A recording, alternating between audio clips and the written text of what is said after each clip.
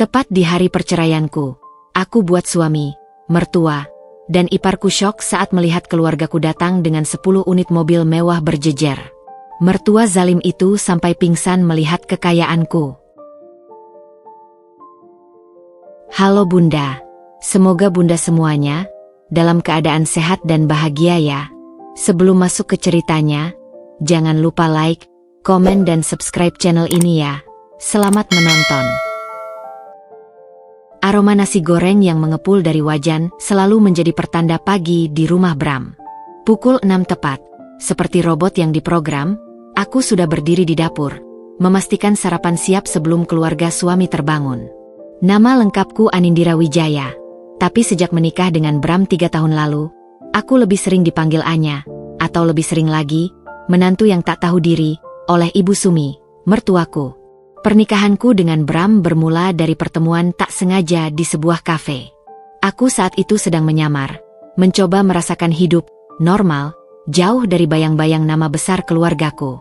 Bram, seorang insinyur sipil dengan penghasilan pas-pasan namun berwajah cukup rupawan, berhasil menarik perhatianku dengan kesederhanaannya yang kukira tulus. Aku jatuh cinta pada gagasan tentang cinta yang tak melibatkan kemewahan. Sebuah fantasi yang konyol jika dipikirkan sekarang. Maka, tanpa memberitahu siapa-siapa tentang latar belakangku yang sebenarnya, bahwa aku adalah pewaris tunggal Wijaya Group, konglomerat properti raksasa di Asia Tenggara, aku menerima lamarannya. Keluargaku, awalnya cemas, akhirnya setuju setelah melihat tekadku. Mereka hanya meminta satu hal, aku harus bisa menjaga diri. Sejak hari pertama menjadi istri Bram, kehidupan normal yang kuimpikan berubah menjadi neraka.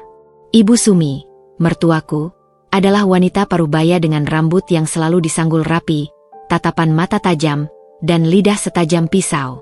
Baginya, aku hanyalah seorang menantu yang datang tanpa membawa apa-apa, seolah-olah aku pengemis yang beruntung bisa menikah dengan anaknya.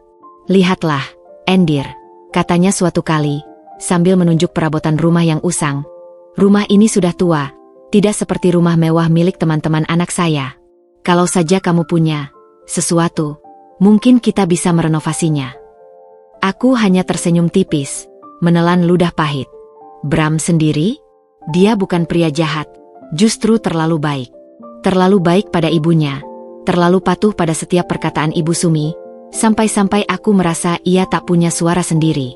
Ia sering membela aku, tapi hanya sebatas bisikan ketika ibunya tidak ada. Di depan Ibu Sumi, ia akan diam 1000 bahasa, menunduk pasrah seperti anak kecil yang takut dihukum. Sesekali ia akan meminta maaf padaku di kamar. Maaf, ya, Anya. Ibu memang begitu. Tapi dia sayang kok sama kamu. Sayang? Entah definisi sayang seperti apa yang ia maksud. Kemudian ada Rina, kakak iparku. Usianya sedikit lebih tua dariku, dan dia belum menikah. Mungkin karena itu, ia melampiaskan kekesalannya padaku. Setiap kali aku membeli sesuatu untuk diri sendiri, meskipun itu hanya sehelai baju diskon, Rina akan mencibir. Gayanya mau sok sosialita, padahal cuma numpang hidup sama adik saya. Ia selalu membandingkan hidupku dengan hidupnya yang menurutnya lebih susah dan lebih mandiri. Padahal ia juga tinggal di rumah Ibu Sumi tanpa kontribusi signifikan. Perhiasan emas kecil yang kubeli dari uang tabunganku sendiri pun tak luput dari komentarnya. Paling juga emas palsu. Atau kalau bukan, pasti pinjam sana-sini. Setiap pagi, setelah sarapan, aku akan membersihkan rumah, mencuci piring, menyetrika pakaian, bahkan sesekali mencuci mobil Bram dan mobil lama Ibu Sumi. Aku tak pernah mengeluh. Ini adalah pilihanku, dan aku ingin menjalaninya dengan totalitas. Ada pelajaran berharga yang kudapatkan. Bagaimana rasanya hidup tanpa kemewahan, bagaimana rasanya diremehkan, dan betapa berharganya setiap sen yang kudapatkan dengan keringat sendiri. Namun, jauh di lubuk hatiku, sebuah bara kecil mulai menyala. Bara kekecewaan, bara harga diri yang terus-menerus diinjak. Suatu malam, ayah menelepon. "Bagaimana kabarmu, Nak? Apakah kamu baik-baik saja?" Suaranya penuh kekhawatiran. Aku tahu, keluargaku selalu mengawasiku dari jauh, meski mereka pura-pura tidak. "Aku baik-baik saja, Ayah," jawabku, berusaha terdengar ceria. "Semua berjalan lancar." Aku tidak ingin mereka khawatir. Aku ingin membuktikan bahwa aku bisa. Namun, setiap percakapan itu berakhir. Aku selalu memandang cincin berlian kecil yang tak pernah kukenakan, yang kusimpan di laci terdalam lemariku. Cincin itu adalah pengingat dari kehidupan lamaku, sebuah rahasia yang, aku tahu, suatu hari nanti akan terkuak. Di mata keluarga Bram, aku hanyalah Anya, seorang wanita muda biasa tanpa latar belakang istimewa, yang beruntung bisa menikah dengan putra tunggal mereka. Sebuah anggapan yang sengaja kubiarkan mereka yakini, sebuah topeng yang kusimpan rapat. Di balik apron lusuh yang sering kubiarkan kotor karena pekerjaan rumah tangga, di balik rambut yang kubiarkan diikat seadanya, tersembunyi identitasku yang sesungguhnya. Anindira Wijaya, putri semata wayang dari Bapak Arya Wijaya, pendiri sekaligus CEO Wijaya Group. Wijaya Group bukan sekadar perusahaan. Ini adalah sebuah imperium yang menancapkan kukunya di berbagai sektor vital perekonomian Asia Tenggara. Dari proyek-proyek megacity yang mengubah lanskap perkotaan, deretan hotel bintang 7 yang menghadap langsung ke pantai pribadi di Bali dan Maldives, hingga jaringan manufaktur tekstil terbesar di kawasan, semuanya berada di bawah naungan bendera Wijaya Group.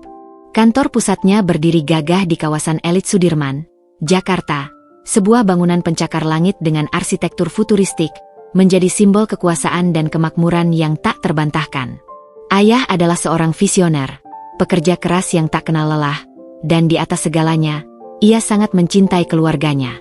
Ia membangun semuanya dari nol, dari sebuah kontrakan kecil hingga menjadi raksasa bisnis, dan dia selalu mengajarkanku nilai-nilai kesederhanaan, kerja keras, serta pentingnya empati terhadap sesama. Harta itu titipan, Anya, katanya suatu kali saat aku masih kecil, ketika melihatku menangis karena mainan mahal pecah. Yang terpenting adalah bagaimana kamu menggunakannya untuk kebaikan, dan bagaimana kamu belajar menghargai setiap hal, sekecil apapun. Bunda, seorang wanita anggun dengan latar belakang akademisi hukum internasional, adalah tiang lain dalam hidupku. Dia mengajarkanku kemandirian, ketegasan, dan keberanian untuk mengambil keputusan. Jangan pernah takut salah, nak. Yang penting kamu berani mencoba, belajar dari kesalahan itu, dan bangkit lagi. Pesannya selalu, teringat saat aku gagal memenangkan lomba melukis pertama kaliku. Meski kami hidup bergelimang harta yang tak akan habis 7 turunan, ayah dan bunda tak pernah memanjakanku dengan kemudahan. Mereka membiarkanku mencoba banyak hal, bahkan yang paling sederhana sekalipun. Dari bersepeda keliling kompleks tanpa pengawal hingga ikut kegiatan sosial di pelosok desa terpencil, membaur dengan masyarakat tanpa status. Mereka ingin aku memahami bahwa kehidupan bukan hanya tentang kemewahan, tetapi juga tentang perjuangan dan kontribusi. Keputusanku untuk menikah dengan Bram tanpa mengungkapkan identitas asliku adalah salah satu dari sekian banyak eksperimen hidupku. Aku ingin tahu, apakah ada cinta yang tulus tanpa embel-embel status atau kekayaan. Aku ingin merasakan bagaimana rasanya hidup seperti orang kebanyakan, menghadapi tantangan tanpa menggunakan nama besar ayah sebagai perisai. Sebuah idealisme yang naif, mungkin, tapi saat itu, aku yakin sekali. Aku ingin dicintai sebagai Anya, seorang wanita biasa, bukan sebagai pewaris Wijaya Group yang diincar hartanya. Aku ingat betul ekspresi ayah dan bunda saat aku mengatakan ingin menikah dengan Bram. Mereka terkejut, tentu saja. Ayah yang biasanya tenang, sempat menatapku dengan sorot mata tak percaya. Kamu yakin, nak? Kamu tahu risiko menyembunyikan identitasmu itu apa? Kamu bisa saja diremehkan, atau bahkan diperlakukan tidak adil, tanyanya lembut, suaranya dipenuhi kekhawatiran seorang ayah. Aku mengangguk mantap. Aku ingin mencobanya. Ayah, aku ingin tahu apakah ada orang yang bisa mencintaiku apa adanya. Aku ingin membuktikan pada diriku sendiri, bahwa aku bisa hidup mandiri tanpa bayangan nama ayah. Bunda memegang tanganku, tatapannya teduh namun penuh pengertian. Kami akan selalu mendukungmu, nak. Itu prinsip kami. Tapi ingat satu hal, kalau kamu merasa tidak bahagia, atau ada hal yang membahayakanmu, sekecil apapun, jangan ragu untuk kembali. Pintu rumah ini selalu terbuka lebar untukmu. Kami selalu ada untukmu. Mereka tidak pernah memaksaku, hanya memberikan kebebasan dan kepercayaan penuh. Sebagai bentuk kekhawatiran mereka, diam-diam mereka juga menugaskan beberapa orang kepercayaannya, seperti Pak Joko, kepala keamanan keluarga kami yang setia, untuk memantau keadaanku dari jauh, memastikan aku aman dan tidak terjadi hal-hal yang tidak diinginkan. Aku tahu itu, dan aku menghargai kepedulian mereka yang tak pernah surut. Selama ini, aku menjalani peran sebagai Anya yang sederhana, dengan totalitas yang nyaris sempurna. Tidak ada lagi penerbangan dengan jet pribadi, berbelanja di butik desainer terkemuka dunia, atau liburan mewah di resor-resor eksklusif. Rumahku kini adalah rumah Bram yang sederhana, dengan perabotan yang usang dan cat dinding yang mulai mengelupas. Makananku adalah masakan rumah tangga ala kadarnya, dan kegiatanku sehari-hari adalah pekerjaan domestik yang tak ada habisnya. Aku bahkan membiarkan kulitku sedikit menghitam karena sering terpapar sinar matahari saat menjemur pakaian, membiarkan tanganku sedikit kasar karena mencuci manual, semua demi menjaga penyamaranku. Semua perhiasanku yang berharga, kartu kredit dengan limit tak terbatas, dan ponsel keluaran terbaru yang kubeli khusus untuk pekerjaan, kusimpan rapat-rapat di sebuah kotak besi kecil yang terkunci di dasar lemari. Aku bahkan sengaja tidak mengaktifkan rekening bank utama yang berisi miliaran rupiah. Aku hanya menggunakan rekening kecil yang kubuka dengan data palsu, berisi uang hasil dari sedikit pekerjaan lepas sebagai penerjemah daring atau penulisan artikel, agar seolah-olah aku benar-benar miskin dan berpenghasilan pas-pasan. Sesekali, Ibu Sumi dan Rina akan mengejek pakaianku yang sederhana, atau ponsel jadul yang kumiliki, sebuah ponsel Nokia model lama yang sengaja kubeli.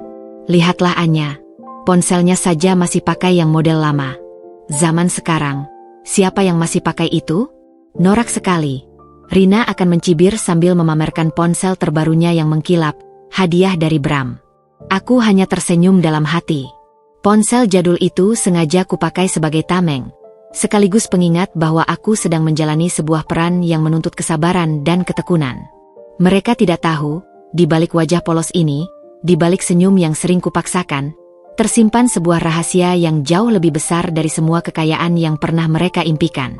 Dan rahasia itu, sebuah berlian yang tersembunyi dalam lumpur, aku tahu, suatu hari nanti, akan terkuak dan menjadi kejutan yang paling tak terduga dalam hidup mereka. Di tengah penyamaranku sebagai Anya yang sederhana, aku menemukan diriku terjebak dalam dinamika keluarga Bram yang rumit, di mana setiap anggota memegang peran yang jelas dalam memperlakukan aku. Bram, suamiku, adalah pusat dari pusaran ini. Ia bukan pria yang jahat, sejatinya. Wajahnya tampan, dengan senyum ramah yang dulu memikatku. Ia bekerja sebagai insinyur sipil di sebuah perusahaan kontraktor skala menengah, dengan gaji yang cukup untuk kebutuhan sehari-hari, tapi jelas tidak untuk gaya hidup mewah. Masalahnya, Bram adalah pribadi yang lemah, mudah diombang-ambingkan, terutama oleh ibunya. Sejak kecil, ia adalah anak tunggal yang sangat dimanjakan dan terlalu bergantung pada Ibu Sumi. Setiap keputusan, besar atau kecil, harus melalui persetujuan ibunya. Ketika Ibu Sumi mencibir masakan buatanku, Bram hanya akan menunduk dan bergumam, "Ibu kan memang suka yang asin, Anya." Ketika Rina menyindir pakaianku, Bram hanya akan mengalihkan pandangan, seolah tidak melihat. Aku tahu Bram mencintaiku dengan caranya sendiri, yang mungkin hanya sebatas rasa nyaman atau kewajiban seorang suami. Sesekali, ia akan mencoba membela, tapi hanya sebatas bisikan ketika Ibu Sumi tidak ada di dekat kami. "Maaf, ya, Anya. Ibu memang begitu. Tapi dia sayang kok sama kamu, cuma caranya saja yang berbeda." Ia akan berbisik sambil menggenggam tanganku erat di bawah meja makan. Bisikan-bisikan itu, dan sentuhan-sentuhan sembunyi-sembunyi itu, dulu sempat memberiku harapan. Namun, seiring waktu, janji-janji kosongnya untuk berbicara dengan ibu, tak pernah membuahkan hasil. Ia adalah pria yang terjebak di antara ibu dan istrinya sendiri, memilih jalan termudah, diam. Kemudian ada Ibu Sumi, sang matriark yang tak terbantahkan di rumah ini. Usianya mungkin sudah kepala 5, namun rambutnya selalu tersanggul rapi dan bibirnya tak pernah luput dari lipstik merah menyala. Ia memiliki aura dominan yang membuat siapapun di sekitarnya merasa kecil. Baginya, status sosial dan harta adalah segalanya. Ia selalu membanggakan Bram yang bergelar insinyur, seolah itu adalah pencapaian tertinggi di dunia. Ia memimpikan menantu dari keluarga kaya raya, yang bisa mengangkat derajat keluarganya. Aku, dengan penampilan sederhanaku, jauh dari kriteria impiannya. Ibu Sumi memperlakukanku lebih seperti pembantu rumah tangga berbayar rendah daripada menantu. Setiap pagi, sebelum aku selesai sarapan, ia sudah memberikan daftar pekerjaan rumah. Anya, nanti tolong bersihkan halaman depan, daun-daun sudah menumpuk. Atau, Anya, bajunya Bram sudah kering belum? Cepat setrika, dia mau pakai. Nadanya tak pernah meminta, selalu memerintah.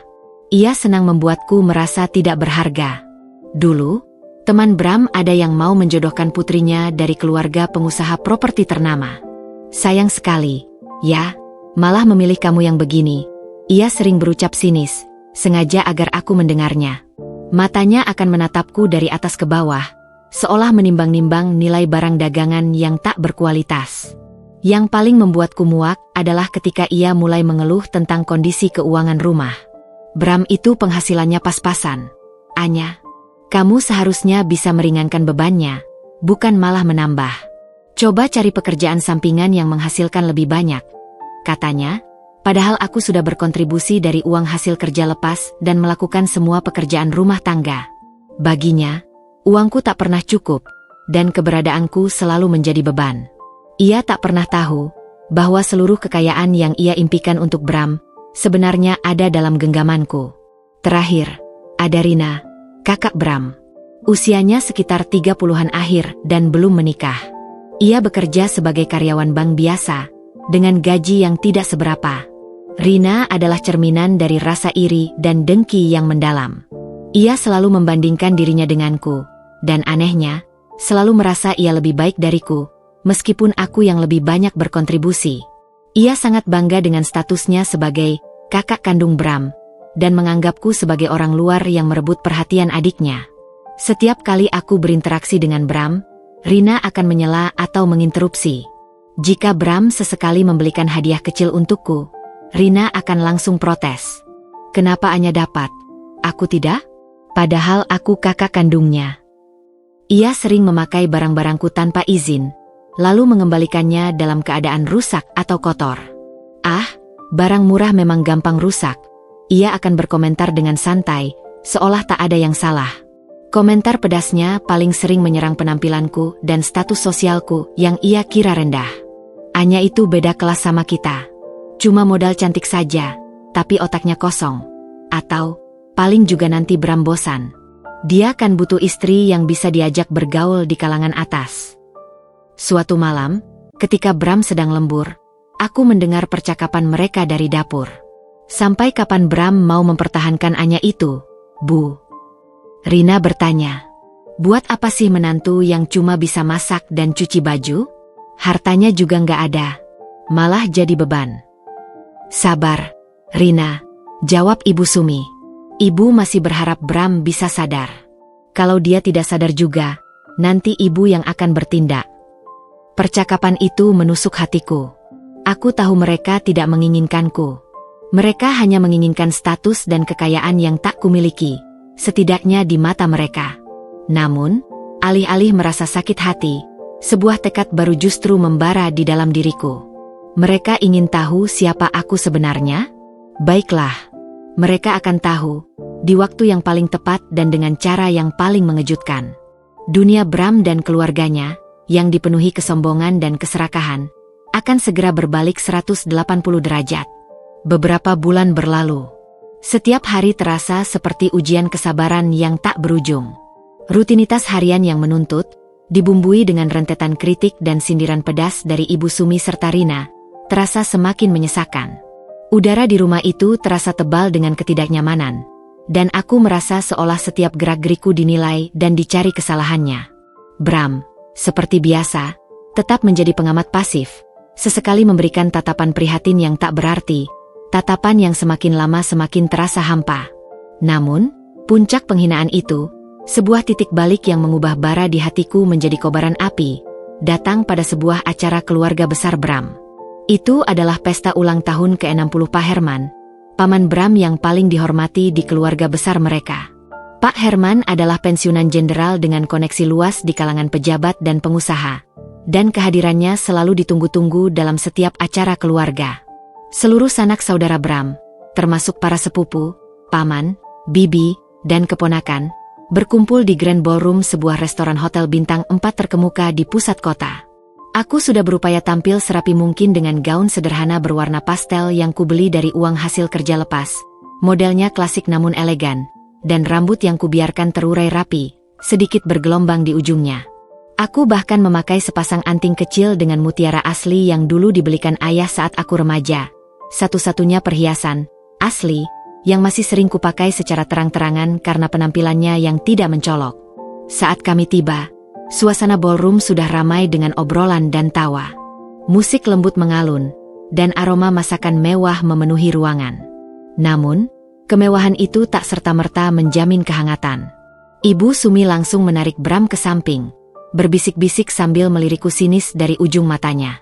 Wajah Bram tampak mengangguk-angguk pasrah, bibirnya sesekali terbuka seolah ingin menyanggah namun tak mampu. Tak lama kemudian, Ibu Sumi kembali dengan senyum lebar yang dipaksakan. Tangannya menggandeng erat seorang wanita muda yang tampak sangat modis dengan gaun desainer, dan bergelayut manja di lengan seorang pria berjas rapi yang memancarkan aura kesuksesan. "Anya, kenalkan ini Citra," kata Ibu Sumi, nadanya penuh kemenangan. Suaranya sengaja dibuat sedikit lebih keras agar terdengar orang lain. "Putri dari Bapak Hartono, pengusaha garmen sukses di Surabaya. Dan ini calon suaminya, Doni, seorang direktur muda di bank swasta terkemuka di Jakarta." Ia menekan kata, pengusaha sukses, dan direktur muda, seolah ingin menusukku dengan setiap suku katanya. Citra ini kebetulan sepupu jauh Bram, tapi dia jauh lebih sukses dan berkelas. Kalimat terakhir itu diucapkan sambil menatapku dari atas ke bawah, dengan tatapan menghina yang tak bisa disembunyikan, seolah membandingkan kualitas barang yang sangat jomplang. Citra sendiri tersenyum ramah, namun ada kilatan penasaran yang jelas di matanya saat ia menatapku, seolah mencoba menguraikan misteri di balik statusku sebagai menantu keluarga Bram. Sepanjang acara, Ibu Sumi tak henti-hentinya memuji Citra di hadapan semua orang, terutama di hadapan bibi dan paman yang duduk di meja yang sama. "Lihatlah Citra, dia pintar, mandiri, sudah punya butik sendiri sejak lulus kuliah," katanya dengan nada membandingkan yang tak tersamarkan. "Beda sekali dengan menantu ibu yang ini. Cuma bisa di rumah saja, tidak ada keterampilan khusus yang bisa dibanggakan." Bram hanya menunduk, sesekali menggeser kursi, tampak gelisah, namun tak berani menatap mataku, apalagi menyanggah ucapan ibunya. Beberapa bibi dan sepupu Bram melirikku dengan tatapan kasihan, namun tak ada satupun yang berani membela atau menyela omongan Ibu Sumi. Mereka semua seolah takut pada aura dominan sang matriark. Puncak dari drama yang menyayat hati ini terjadi ketika sesi foto keluarga besar. Fotografer sudah siap, dan semua anggota keluarga diminta berkumpul. Ibu Sumi, dengan gestur kasar yang tak terlihat oleh orang lain, sengaja mendorongku ke paling belakang, di barisan paling pinggir, di balik sosok-sosok yang lebih tinggi, hampir tak terlihat. "Anya, minggir sedikit. Itu ada Mbak Rina yang mau di depan, di samping adiknya," katanya dengan nada memerintah, yang terdengar manis di telinga orang lain namun kasar bagiku. Rina, dengan senyum puas dan licik, langsung mengisi posisi di samping Bram, melingkarkan lengannya di lengan adiknya seolah ia adalah satu-satunya wanita yang berhak berdiri di sana. Aku mundur beberapa langkah, merasakan perih yang tak tertahankan di ulu hati. Rasa sakit itu tak hanya karena diperlakukan seperti bayangan, tapi karena melihat Bram membiarkan itu terjadi, tanpa sepatah kata pun. Tapi itu belum seberapa.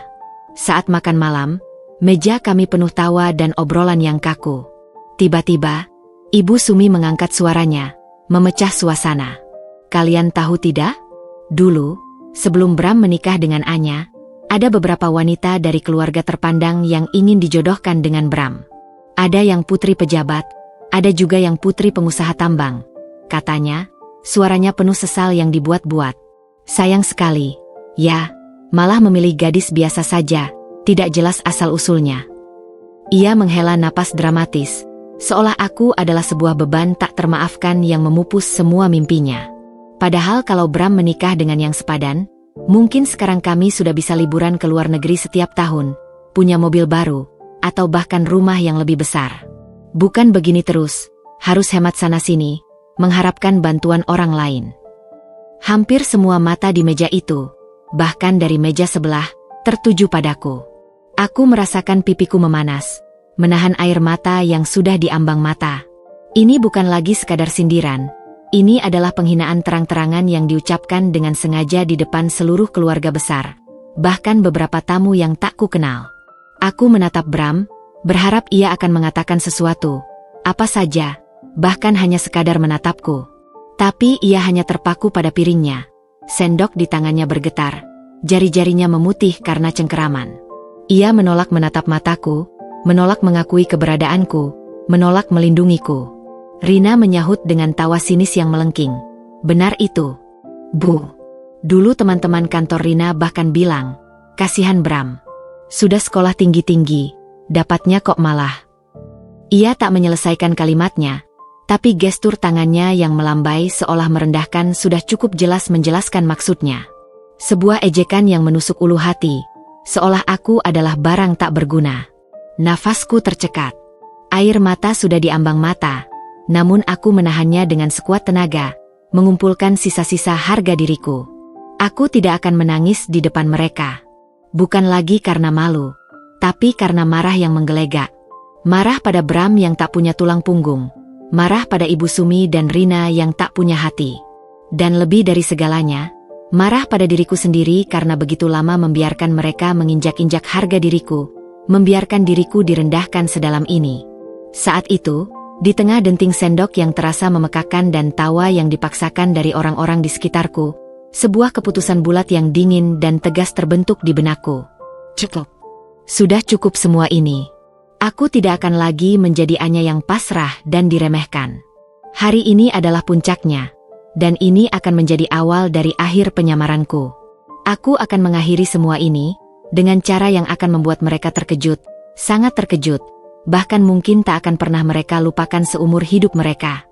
Malam itu, setelah kembali dari acara ulang tahun Pak Herman yang menyisakan luka menganga, bukan hanya di hatiku, tapi juga di harga diriku, suasana di rumah Bram terasa mencekam. Aku langsung masuk ke kamar tanpa sepatah kata pun. Melepas gaun sederhana dan mutiara ayah, aku menatap pantulanku di cermin. Mata bengkak dan sedikit merah, wajah kusam yang biasanya ceria kini tampak lelah. Sebuah pertanyaan pahit terngiang di benakku. Apakah ini diriku? Anindira Wijaya, putri seorang konglomerat, yang kini terlihat seperti bayangan dari diriku yang dulu penuh semangat dan percaya diri? Bram mengikutiku ke kamar. Langkahnya ragu-ragu. Wajahnya tampak cemas. Atau mungkin lebih tepatnya, takut. Anya, kamu tidak apa-apa? Tanyanya pelan, mencoba meraih tanganku yang terasa dingin. Sentuhannya terasa asing, hampa. Aku menepis tangannya lembut, menarik diri. Aku baik-baik saja, Bram. Suaraku datar, tanpa emosi. Sebuah nada yang asing bahkan di telingaku sendiri. Aku tahu ibu keterlaluan. Bram melanjutkan, suaranya sedikit bergetar. Aku minta maaf. Aku sudah coba bilang padanya. Tapi dia memang keras kepala. Kamu tahu kan, ibu memang begitu. Keras kepala? Itu adalah kata yang terlalu lembut, bahkan cenderung merendahkan, untuk mendeskripsikan sifat Ibu Sumi yang dominan dan penuh kesombongan. Dan kata, coba, yang keluar dari mulut Bram itu, bagiku terdengar dari 1000 kebohongan. Selama 3 tahun ini, Bram selalu mencoba. Tapi hasilnya nihil. Tidak pernah ada perubahan signifikan. Tidak pernah ada pembelaan yang tulus. Kesabaranku sudah habis. 3 tahun adalah waktu yang sangat lama untuk sebuah percobaan yang gagal total. Ini bukan lagi tentang mencari validasi dari Bram atau keluarganya. Ini tentang diriku sendiri. Aku berbalik menghadapnya, menatapnya lurus. Ada ketenangan yang dingin dalam diriku. Sebuah keputusan yang telah mengkristal. Bram, aku sudah memikirkan ini dengan sangat matang. Aku mengambil napas dalam-dalam, menguatkan diri, memastikan setiap kata keluar dengan jelas dan tanpa keraguan. Aku ingin kita bercerai. Wajah Bram langsung memucat. Warna darah seolah lenyap dari pipinya. Ia menggelengkan kepala, tidak percaya, matanya melebar. Apa? Bercerai? Jangan bercanda, Anya. Ini tidak mungkin. Kita baik-baik saja, kan? Aku serius, Bram. Aku menatapnya lurus, tidak ada sedikit pun keraguan di mataku. Aku tidak bisa lagi melanjutkan pernikahan ini. Aku sudah berusaha sangat keras. Aku sudah menekan diriku sendiri, mencoba memahami, mencoba beradaptasi. Tapi aku tidak bisa hidup dalam lingkungan di mana aku tidak dihargai, di mana harga diriku terus-menerus diinjak-injak setiap hari, setiap waktu. Tapi kita sudah menikah 3 tahun. Kita bisa bicarakan ini baik-baik. Kita cari solusi, Anya. Bram mencoba meraihku lagi, kali ini lebih putus asa, tangannya gemetar. Bicara baik-baik. Aku tertawa hampa, sebuah tawa yang dipenuhi kepedihan dan ironi. Sejak kapan ada pembicaraan baik-baik di rumah ini, Bram? Setiap hari aku sudah berusaha menjadi istri yang baik, menantu yang patuh. Aku melakukan semua pekerjaan rumah tangga. Aku bekerja lepas untuk membantu keuangan rumah tangga yang menurut ibumu pas-pasan. Tapi apa balasannya? Hanya penghinaan, cemoohan, dan kamu yang selalu diam, menjadi penonton yang pasif. Mataku berkaca-kaca, tapi aku tidak akan membiarkan air mata jatuh. Tidak di depannya. Aku tak ingin terlihat lemah di hadapan pria yang tak bisa melindungiku.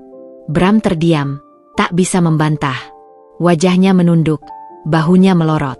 Dia tahu semua yang kukatakan adalah kebenaran pahit yang tak terhindarkan. Penyesalan yang jelas terpancar di matanya. Tapi itu sudah terlambat. Jauh di dalam hatiku, aku tahu ini bukan lagi hanya tentang Bram dan perlakuan keluarganya. Ini tentang aku. Tentang mendapatkan kembali diriku yang hilang. Tentang mengklaim kembali harga diriku yang telah terenggut. Ini tentang kebebasan. Aku akan mengurus surat-suratnya. Aku akan meminta cerai besok. Suaraku tegas, final, tak terbantahkan.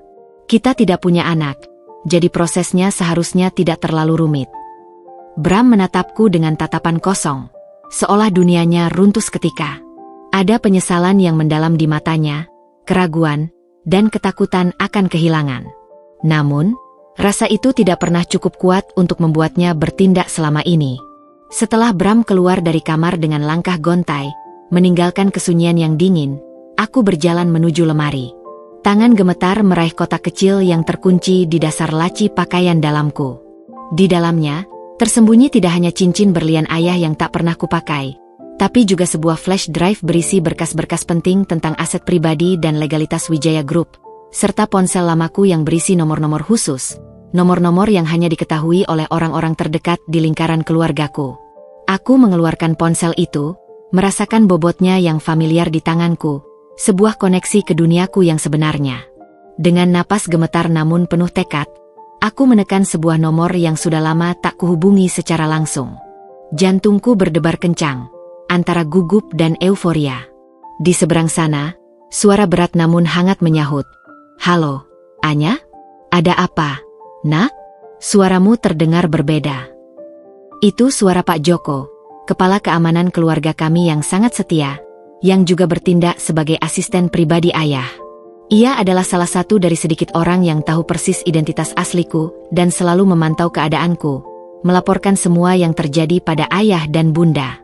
"Pak Joko," suaraku sedikit bergetar, namun penuh tekad yang membara. "Aku ingin bercerai dari Bram." Ada hening sejenak di ujung telepon. Mungkin Pak Joko sudah menduga ini akan terjadi, tapi mendengar langsung dari mulutku pasti berbeda. Lalu, suaranya kembali, kali ini lebih serius. "Baik, Nona. Apakah Nona sudah siap? Kami siap untuk memfasilitasi apapun yang Nona butuhkan." "Aku siap," jawabku mantap, memejamkan mata sejenak, membayangkan kebebasan. Aku ingin ini diselesaikan secepatnya.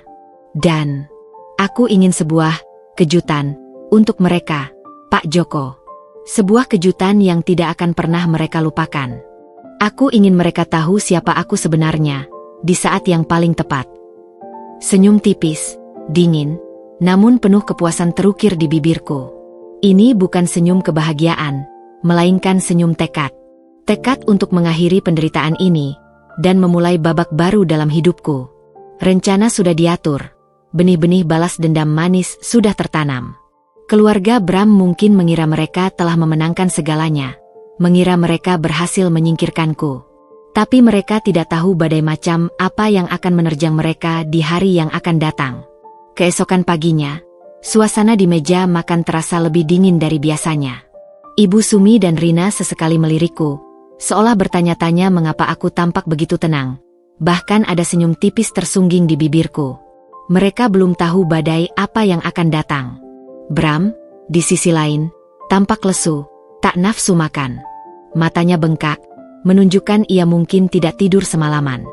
Setelah sarapan yang canggung itu, aku menghadap Bram. Aku sudah membuat janji dengan pengacara hari ini. Aku akan mengajukan gugatan cerai. Mata Bram membelalak. Secepat ini, Anya? Bisiknya, khawatir Ibu Sumi mendengar. Untuk apa menunda sesuatu yang sudah jelas tak ada masa depannya? Bram, jawabku datar. Seolah takdir memang berpihak padaku. Saat itu juga Ibu Sumi dan Rina keluar dari kamar, baru selesai berdandan. Ibu Sumi yang melihat wajah Bram yang pucat langsung curiga. Ada apa ini? Kenapa wajahmu seperti habis melihat hantu, Bram? Matanya beralih padaku, menyelidik. Dan kamu, Anya, kenapa senyum-senyum begitu? Ada apa? Aku menarik napas dalam, memutuskan ini adalah saatnya. Aku akan bercerai dari Bram, Bu. Seketika, ruangan hening. Ekspresi Ibu Sumi dan Rina berubah drastis dari penasaran menjadi tak percaya, lalu mendidih marah. Apa? Teriak Ibu Sumi, suaranya melengking. Kamu bilang apa? Bercerai? Lancang sekali. Berani-beraninya kamu bicara begitu. Rina menyahut dengan tawa sinis. Haha, mau cerai? Memang kamu mau hidup dari apa setelah ini, Anya? Dari uang Bram yang pas-pasan? Atau mau kembali ke rumah orang tuamu yang juga biasa-biasa saja itu? Nada ejekannya begitu menusuk, penuh kepuasan. Ia yakin aku akan hidup sengsara setelah berpisah dari adiknya. Dengar, Anya.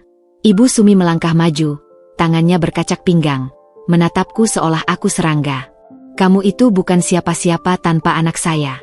Keluarga kamu juga tidak punya apa-apa. Jangan mimpi bisa dapat harta gono gini. Yang ada, kamu harus bersyukur kami tidak meminta ganti rugi karena sudah menyusahkan kami selama ini. Aku hanya tersenyum tipis. Saya tidak butuh harta gono gini, Bu. Saya hanya ingin perpisahan yang sah. Jawaban itu jelas tidak membuat mereka puas.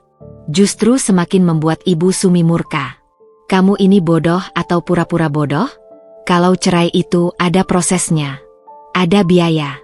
Kamu punya uang untuk pengacara? Jangan-jangan minta Bram yang bayar lagi. Bram, yang sejak tadi hanya diam membatu, akhirnya memberanikan diri. Ibu, Anya yang mengajukan gugatan. Suaranya lemah, nyaris tak terdengar. Bagus, seru Ibu Sumi, merasa di atas angin.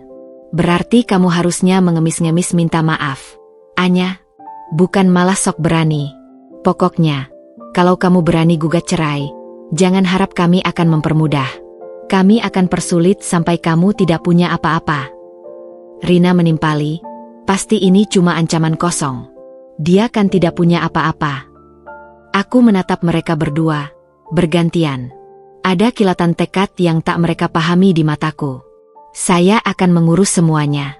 Saya hanya perlu Bram bersedia menandatangani surat-suratnya. Seolah-olah menertawakan diriku, Ibu Sumi berkata, silakan saja. Kami tunggu. Mau pakai pengacara manapun, kami tidak takut. Kami akan pastikan kamu keluar dari sini dengan tangan kosong. Aku tidak menjawab lagi. Senyum misterius masih tersungging di bibirku. Setelah percakapan itu, aku segera pergi. Begitu tiba di kantor pengacara, aku bertemu dengan Bapak Danu, seorang pengacara senior yang sangat dihormati, yang juga merupakan kolega dekat ayah. Aku tahu, Pak Danu akan menangani kasusku dengan profesionalisme tingkat tinggi dan kerahasiaan penuh. Beliau sudah diberitahu oleh Pak Joko sebelumnya. Nona Anya, saya sudah menerima arahan dari Bapak Arya. Kata Pak Danu begitu kami duduk di ruangannya yang mewah. Semua sudah kami siapkan. Gugatan cerai akan langsung kami ajukan hari ini. Untuk sementara, kami akan meminta hak asuh atas aset pribadi Nona yang masih atas nama pribadi, serta sedikit tunjangan nafkah dari pihak suami, sekadar formalitas. Aku mengangguk. Terserah Bapak saja. Yang penting prosesnya cepat dan tidak berlarut-larut. Dan untuk kejutan itu, apakah semua sudah diatur? Pak Danu tersenyum tipis. Tentu, Nona. Kami sudah berkoordinasi dengan tim di lapangan. Semua akan berjalan sesuai rencana. Senyumannya meyakinkanku bahwa kejutan itu akan menjadi pembalasan manis yang setimpal. Kembali ke rumah, atmosfer semakin dingin. Ibu Sumi dan Rina mulai mengabaikanku, bahkan sengaja tidak menyisakan makanan untukku. Mereka menganggapku sudah bukan bagian dari keluarga. Bram sendiri, setelah mengetahui aku benar-benar mengajukan gugatan, menjadi semakin pendiam dan tertekan. Aku tahu ia merasa bersalah, namun penyesalan itu datang terlambat. Mereka berpikir mereka telah menang, bahwa aku akan menyerah dan pergi begitu saja. Mereka tidak tahu bahwa setiap perlakuan buruk mereka, setiap cemoohan, kini menjadi bahan bakar yang membakar tekadku untuk menuntaskan ini dengan cara yang paling spektakuler. Setelah pertemuan dengan Pak Danu, pengacara senior yang terpercaya, roda rencana besar mulai berputar dengan kecepatan penuh. Aku tahu, ini bukan lagi hanya tentang mengakhiri ikatan pernikahan yang menyakitkan, melainkan juga tentang mengembalikan harga diriku yang terinjak-injak, dan memberikan pelajaran yang tak akan pernah dilupakan oleh keluarga Bram. Selama ini, aku telah menyembunyikan segala kemewahan dan koneksi yang kumiliki, membiarkan diriku diremehkan. Sekarang, adalah saatnya untuk menggunakannya, bukan untuk pamer, melainkan untuk sebuah pernyataan yang tegas. Langkah pertamaku adalah menghubungi ayah dan bunda secara langsung. Meski mereka sudah menerima laporan awal dari Pak Joko, aku ingin menjelaskan sendiri setiap detail rencanaku, mendengarkan saran mereka, dan mendapatkan restu penuh. Aku menelepon mereka dari ponsel khususku, yang hanya bisa dihubungi oleh nomor-nomor tertentu, menjamin kerahasiaan komunikasi. Ayah, bunda, suaraku terdengar lebih lega dan penuh tekad dari biasanya. Aku sudah mengajukan gugatan cerai hari ini. Ada kelegaan yang jelas dalam suara bunda di seberang sana. Syukurlah, nak. Kami tahu ini sangat berat untukmu, tapi kami yakin ini adalah keputusan yang terbaik. Kamu pantas mendapatkan kebahagiaan. Kami akan mendukungmu sepenuhnya.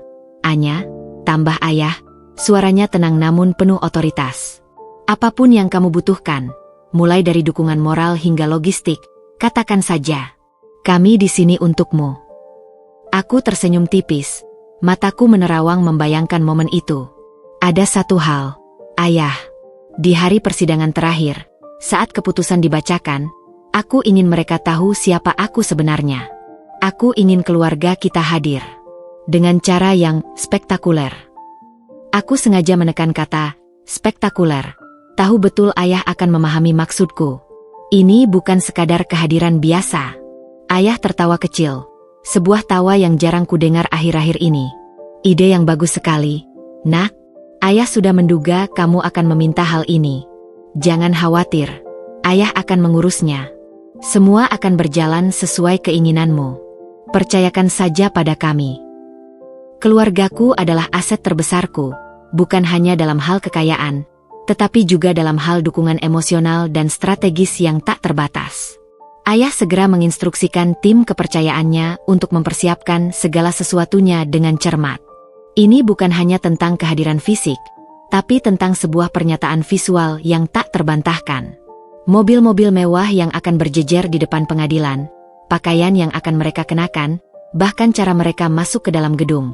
Semuanya akan diatur dengan presisi militer, dirancang untuk meninggalkan kesan yang mendalam. Ayah bahkan menugaskan beberapa staf kepercayaannya untuk memastikan tidak ada kebocoran informasi tentang identitasku di media atau pihak lain sebelum hari H, menjaga elemen kejutan tetap utuh. Sementara itu, aku menjalani hari-hariku di rumah Bram dengan tenang, seolah tidak terjadi apa-apa, bahkan terlihat semakin pasrah. Ibu Sumi dan Rina semakin menjadi-jadi dalam perlakuan dan sindiran mereka. Mereka sering membicarakan masa depanku yang suram di depanku, seolah aku adalah hantu tak berharga di rumah itu. Nanti kalau sudah cerai, paling juga hanya pulang ke kampungnya, jadi petani. Rina mencibir suatu sore, sambil menikmati teh hangat di ruang tamu. Ibu Sumi menimpali dengan nada jijik, atau jadi pembantu di rumah orang kaya. Lumayan, daripada tidak ada pekerjaan dan cuma jadi beban suami.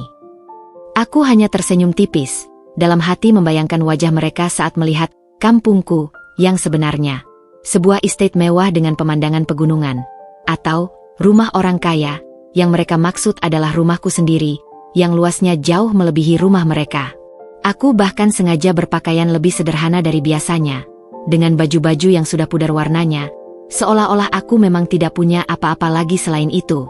Aku membiarkan mereka merasa menang, membiarkan mereka menikmati ilusi kekuasaan mereka, membiarkan kesombongan mereka membumbung tinggi, hanya untuk jatuh lebih telak. Di balik itu semua, aku terus berkoordinasi secara rahasia dengan Pak Danu dan Pak Joko. Pak Danu mengurus semua detail hukum, memastikan gugatan berjalan lancar dan tidak bisa dipersulit oleh pihak Bram atau pengacara mereka. Ia juga menyiapkan dokumen-dokumen legal yang diperlukan untuk membuktikan identitasku dan aset-asetku, jika sewaktu-waktu dibutuhkan di pengadilan. Meskipun aku berharap itu tidak perlu diungkap secara verbal, biarkan visual yang berbicara.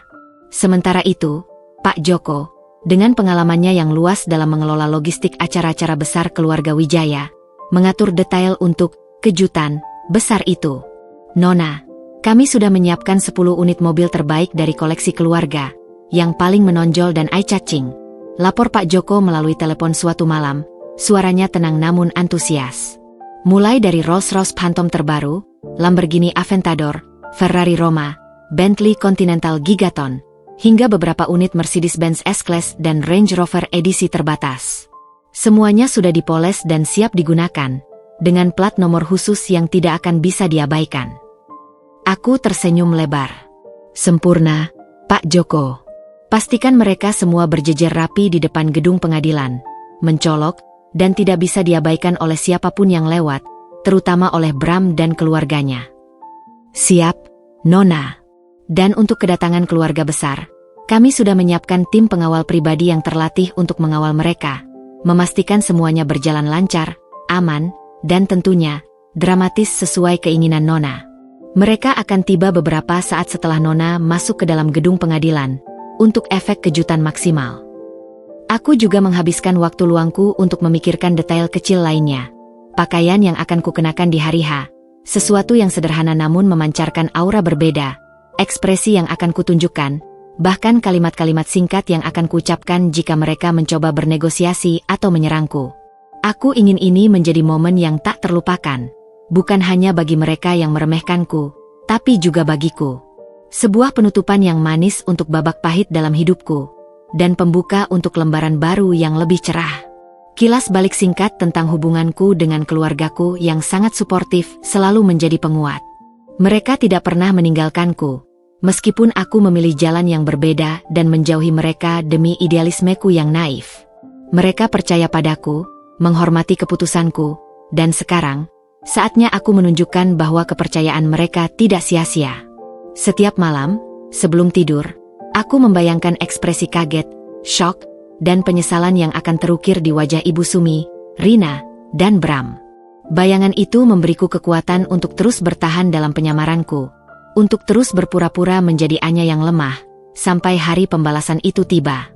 Meskipun tekadku sudah bulat dan rencana besar sudah tersusun rapi, lengkap dengan koordinasi rahasia bersama ayah, bunda, Pak Joko, dan Pak Danu, malam-malam menjelang persidangan terakhir seringkali dihantui oleh bisikan-bisikan keraguan yang menyesakan.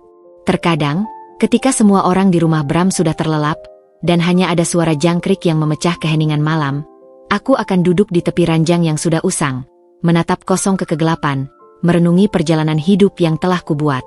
Pernikahanku dengan Bram, meskipun kini terasa pahit dan penuh penderitaan, bukanlah tanpa momen-momen kecil yang dulu sempat memberi harapan, momen-momen yang kini terasa begitu jauh dan buram. Aku teringat awal-awal kami berpacaran, saat Bram masih begitu perhatian dan romantis. Ia pernah menghujaniku dengan bunga-bunga liar yang ia petik sendiri dari taman kota. Senyumnya tulus dan matanya berbinar saat menatapku. Dulu, ia adalah sosok yang ingin melindungiku, yang membuatku merasa aman dalam kesederhanaannya. Aku ingat bagaimana kami pernah menghabiskan sore di pinggir kota, menikmati senja tanpa beban, hanya berdua. Apakah semua itu hanya ilusi, sebuah topeng yang ia kenakan di awal? Atau apakah ia benar-benar berubah, Terkikis oleh tekanan keluarganya dan tuntutan hidup yang tak pernah ia sangka? Bisakah ia kembali menjadi Bram yang dulu? Pertanyaan-pertanyaan itu menggerogoti pikiranku, berputar-putar tak henti. Apakah aku terlalu kejam dengan rencana ini?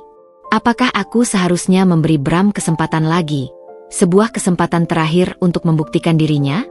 Mungkin jika aku mengungkapkan identitasku lebih awal, bahkan sebelum menikah, semua ini tidak akan pernah terjadi. Namun, segera saja suara-suara lain muncul, lebih keras dan lebih pahit, membungkam setiap keraguan. Suara Ibu Sumi yang mencibir tanpa henti, tatapan menghina Rina yang seolah menelanjangiku, dan yang paling menyakitkan, kebisuan Bram setiap kali aku direndahkan. Setiap kali ia memilih untuk membiarkan ibunya menginjak-injakku demi kedamaian semu. Aku teringat saat Bram jatuh sakit parah karena tifus. Badannya panas tinggi dan ia nyaris tak bisa bangun. Selama seminggu penuh, aku yang merawatnya siang dan malam. Aku membelikan obat dengan uang hasil kerja lepas, menyiapkan bubur nasi yang ia suka, menyeka keringat dingin di dahinya. Aku bahkan mengambil cuti dari semua pekerjaan freelance-ku demi menjaganya, mengabaikan tuntutan Ibu Sumi dan Rina untuk tetap mengerjakan pekerjaan rumah. Kala itu, Ibu Sumi dan Rina hanya sesekali menjenguk, sibuk dengan urusan mereka sendiri, mengeluh tentang bau obat dan merepotkan. Bram, dalam demamnya, pernah menggenggam tanganku erat dan berbisik dengan suara serak, "Terima kasih, Anya. Kamu adalah istri terbaik. Aku beruntung memilikimu." Kata-kata itu, diucapkan dalam keadaan lemah, terasa begitu tulus, begitu menghangatkan hatiku saat itu. Apakah dia lupa dengan semua itu? Apakah kata-kata itu hanya ilusi yang tercipta karena demam? Lalu ada malam ketika aku berhasil memenangkan sebuah proyek desain grafis kecil yang sangat kubanggakan. Itu adalah proyek pertamaku yang cukup besar, dan aku pulang dengan semangat membara, ingin berbagi kabar baik itu dengan Bram. Aku membayangkan ia akan memelukku dan mengucapkan selamat. Namun, Ibu Sumi malah menyambutku dengan daftar cucian menumpuk yang harus kusetrika dan keluhan tentang lantai yang kotor karena aku terlalu lama di luar. Bram sendiri, yang sedang asyik menonton televisi, hanya menatapku dengan wajah datar, seolah ia tak punya kapasitas untuk ikut bahagia atas pencapaian kecilku. Rasa bangga itu langsung menguap, digantikan oleh kekecewaan yang mendalam, seolah semangatku dicabut paksa. Kilas balik itu, perpaduan antara sedikit kenangan manis yang kini terasa rapuh dan segudang kepahitan yang begitu membekas, adalah pengingat konstan bahwa hubungan ini memang sudah seharusnya berakhir. Idealismeku untuk mencari cinta sejati yang tak didasari materi telah hancur berkeping-keping di tangan mereka. Mereka tidak menghargaiku sebagai manusia, apalagi sebagai istri yang setia. Mereka hanya melihat kekosongan, sebuah wadah untuk direndahkan dan dimanfaatkan. Setiap kali bisikan keraguan muncul dan mencoba melukaiku, aku akan memaksakan diriku untuk mengingat detail-detail penghinaan yang pernah kudapat. Perlakuan Ibu Sumi yang kejam, tatapan mata Rina yang penuh iri dan kebencian, dan yang terpenting, kelemahan Bram yang membiarkan semua itu terjadi tanpa pernah berani membela. Bagaimana mungkin aku membangun masa depan dengan seseorang yang tidak memiliki kekuatan dan keberanian untuk melindungiku, bahkan dari keluarganya sendiri? Bagaimana mungkin aku bahagia jika setiap hari aku merasa seperti orang asing di rumahku sendiri, diperlakukan seperti pembantu tanpa upah? Tekadku, meskipun sempat goyah oleh gelombang emosi dan kenangan pahit, selalu kembali menguat. Ini bukan tentang balas dendam yang merusak, yang menghancurkan hidup mereka. Ini tentang keadilan. Ini tentang menunjukkan pada mereka bahwa setiap orang, sekecil apapun di mata mereka, memiliki harga diri yang tidak bisa diinjak-injak begitu saja. Ini tentang menutup babak pahit dalam hidupku dengan bermartabat, dan membuka lembaran baru sebagai Anindira Wijaya yang sesungguhnya, bebas dari belenggu. Aku tahu, setelah hari persidangan itu, tidak akan ada lagi Anya yang biasa-biasa saja. Dunia akan tahu siapa aku, dan statusku yang sebenarnya akan terungkap. Dengan itu, aku harus siap menghadapi konsekuensinya, baik yang positif maupun negatif, termasuk perhatian media yang pasti akan membanjir. Namun, kebebasan yang menanti di ujung sana, kebebasan untuk menjadi diriku sendiri seutuhnya, terasa jauh lebih manis daripada semua keraguan yang menghantuiku. Pagi itu, udara Jakarta terasa lebih dingin dari biasanya, menyelimuti kota dengan keheningan yang tak biasa, seolah alam turut menahan napas menyambut drama yang akan segera terungkap. Tanggal 7 Juli 2025, tepat pukul 8 waktu Indonesia Barat. Hari ini adalah jadwal persidangan terakhir perceraianku dengan Bram, hari di mana takdir akan diputuskan, dan tirai penyamaranku akan tersingkap.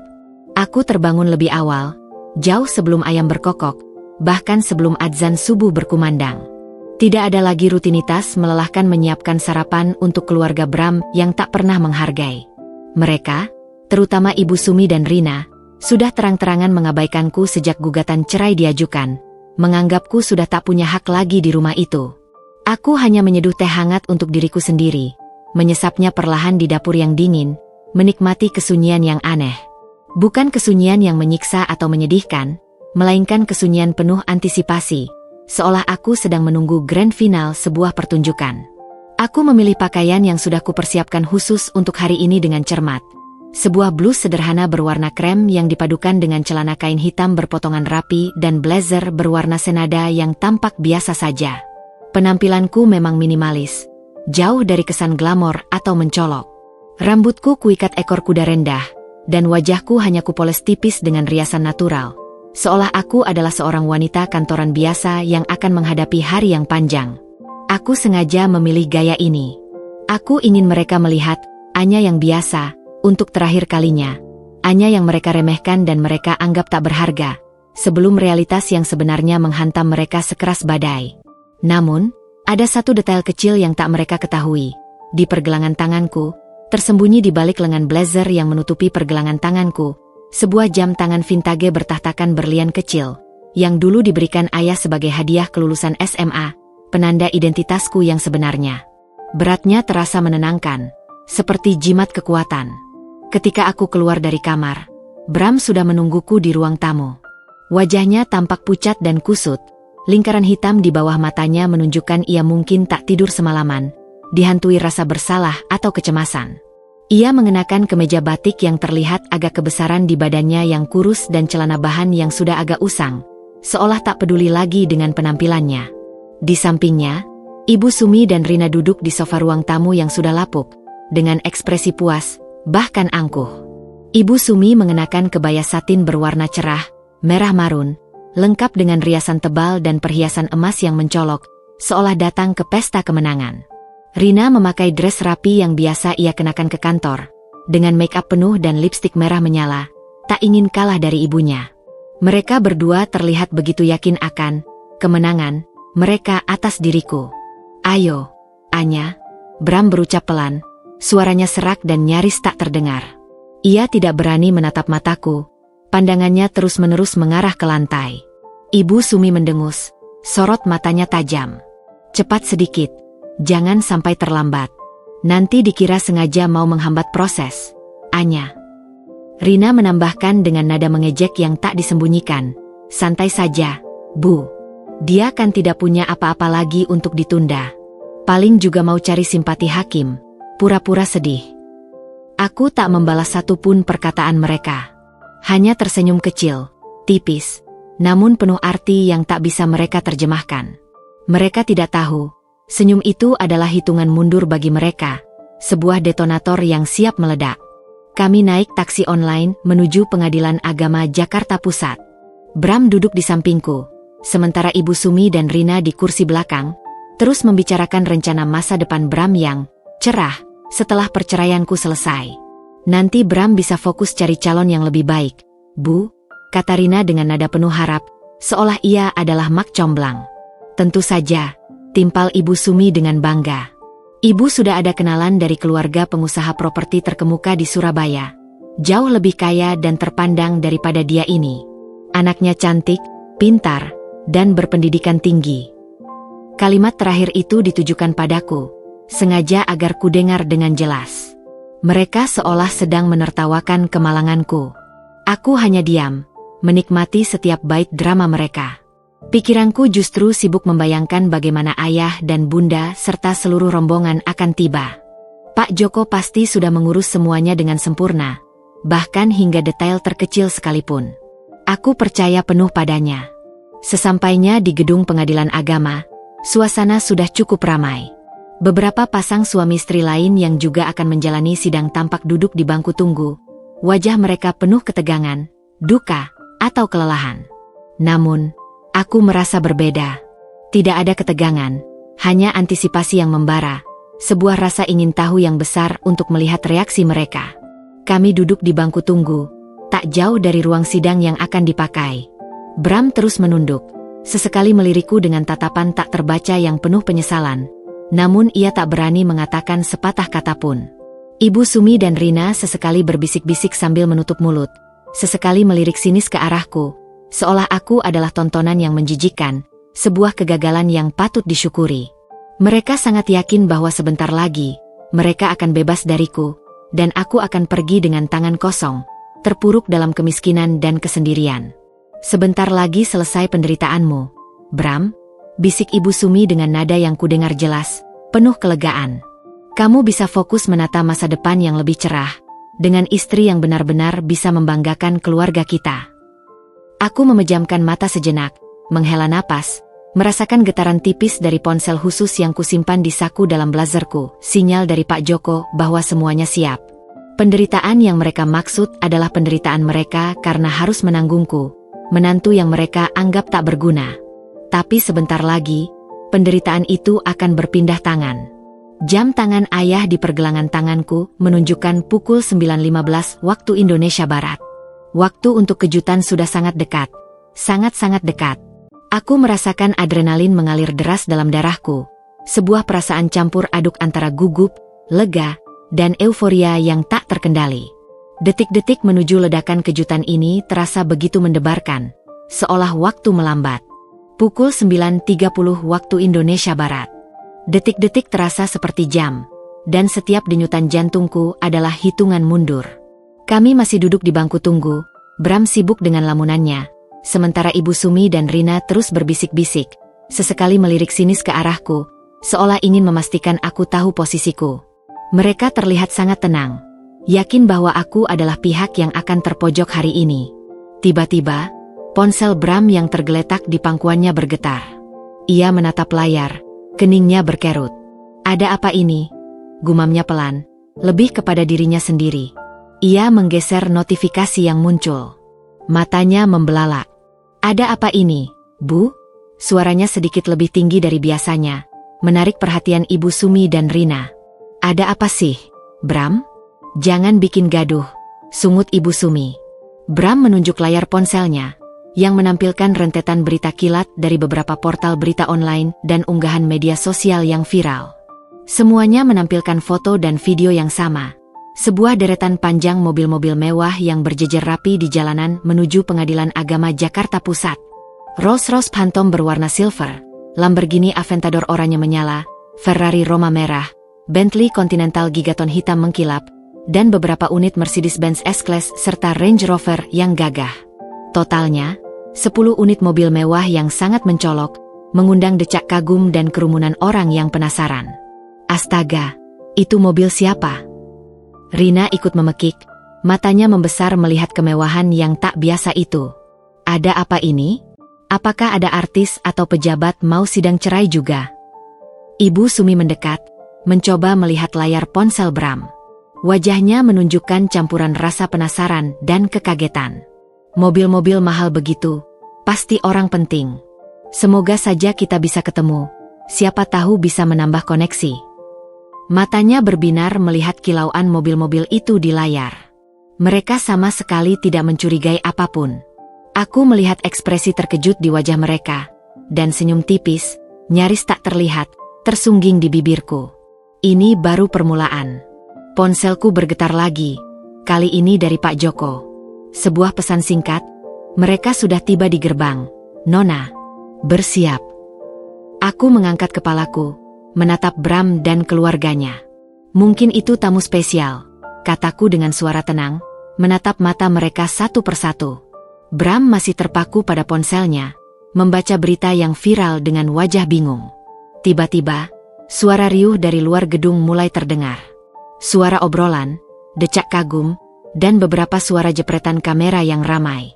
Beberapa pengunjung lain di bangku tunggu juga mulai berbisik-bisik dan mengintip keluar jendela. "Ada apa itu di luar?" Ibu Sumi bertanya pada seorang satpam yang kebetulan lewat. Satpam itu tampak panik namun bersemangat. "Maaf, Bu, ada rombongan tamu sangat penting datang. Mobil-mobilnya luar biasa mewah. Pengadilan sampai harus mengerahkan banyak petugas keamanan." Jantung Ibu Sumi dan Rina berdegup lebih kencang. Mata mereka berbinar penasaran. Mereka berdua segera bangkit, mencoba melihat apa yang terjadi di luar melalui jendela lobi yang besar. Bram masih terpaku di tempatnya, ponselnya masih di tangan. Di dalam, suara langkah kaki yang teratur dan berwibawa mulai terdengar mendekat. Bukan langkah kaki biasa, melainkan langkah tegap, berirama, seolah sekelompok orang penting sedang berbaris. Kepala satpam pengadilan terlihat gelisah, buru-buru berdiri tegap di dekat pintu masuk utama. Lalu, di ambang pintu lobi, muncul sosok-sosok yang sangat familiar bagiku, namun asing dan tak terduga bagi mereka. Sosok-sosok itu melangkah masuk dengan aura kemewahan dan kewibawaan yang tak terbantahkan, memancarkan karisma yang langsung mengisi seluruh ruangan. Aura yang selama ini sengaja kusembunyikan dariku, kini akan terpampang nyata di hadapan mereka. Detik ini adalah puncak dari semua penantian. Suara langkah kaki yang teratur dan berwibawa semakin mendekat, menggaung dramatis di seluruh lobi pengadilan agama yang tadinya hening. Semua mata kini tertuju ke ambang pintu utama, mengantisipasi sosok-sosok yang akan muncul. Bram, yang tadinya masih terpaku pada ponselnya, mendongak. Wajahnya yang sudah pucat karena ketegangan semakin kehilangan rona, berubah menjadi seputih kertas. Ia merasakan aura yang berbeda, aura yang tak pernah ia temui di lingkungan keluarganya. Ibu Sumi dan Rina, yang sibuk mengintip keluar jendela, kini membalikkan badan, mata mereka membelalak tak percaya melihat rombongan yang baru saja melangkah masuk. Di sanalah mereka, berdiri tegak, memancarkan aura kemewahan dan kekuasaan yang tak bisa disembunyikan. Aura yang selama ini sengaja kusembunyikan, kini akan terpampang nyata di hadapan mereka, menusuk mata dan hati. Di barisan paling depan, melangkah dengan karisma yang kuat adalah ayah, Bapak Arya Wijaya, mengenakan setelan jas navy yang dibuat khusus oleh penjahit pribadi, tampak gagah dan berwibawa, rambutnya yang memutih di pelipis menambah kesan karismatik. Di sampingnya, Bunda, dengan balutan kebaya modern berwarna lembut seperti dusti pink yang memancarkan keanggunan seorang bangsawan, dilengkapi dengan perhiasan berlian minimalis namun memukau yang melengkapi penampilannya. Di belakang mereka, mengikuti dengan langkah tegap, ada Paman Surya dan Bibi Indah, adik-adik ayah yang juga merupakan direktur utama di anak-anak perusahaan Wijaya Group. Paman Surya mengenakan setelan jas abu-abu arang yang elegan, sementara Bibi Indah mengenakan gaun sutra berwarna zamrud yang memancarkan kemewahan. Mereka diikuti oleh beberapa sepupu dan kerabat dekat lainnya yang semuanya berdandan sangat rapi, mengenakan pakaian desainer yang sederhana namun berkelas, dan perhiasan yang tampak sangat mahal, seperti jam tangan mewah atau kalung mutiara yang berkilauan. Rombongan ini dikelilingi oleh sekelompok pengawal pribadi berbadan tegap yang mengenakan jas hitam dan RPC, mengawal ketat setiap langkah mereka, seolah mereka adalah rombongan pejabat negara atau keluarga kerajaan yang sedang berkunjung. Tatapan ayah langsung tertuju padaku, menembus kerumunan. Senyumnya mengembang, senyum penuh kelegaan karena aku baik-baik saja, dan kebanggaan atas keberanianku. "Anya," suaranya lantang namun hangat, penuh kasih sayang, memecah kesunyian yang tiba-tiba melanda ruangan lobi pengadilan agama. Semua kepala menoleh ke arahku dan ayah.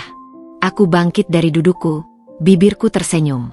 Sebuah senyum tulus yang sudah lama tidak kurasakan.